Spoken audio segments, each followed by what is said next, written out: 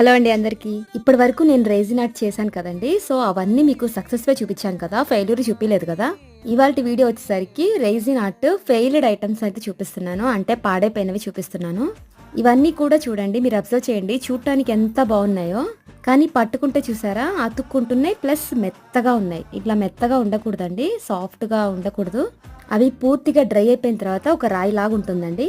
అప్పుడప్పుడు కొన్ని మిస్టేక్స్ జరుగుతా ఉంటాయి కదా! సో, ఇది కూడా ఎలా జరిగిందో నాకు తెలీదు. సో, నాకు తెలిసి రెసిన్ లిక్విడ్ కలుపుతాను కదండీ! సో, దాంట్లోనే మైనస్ అయ్యి ఉంటది అనుకుంటున్నాను.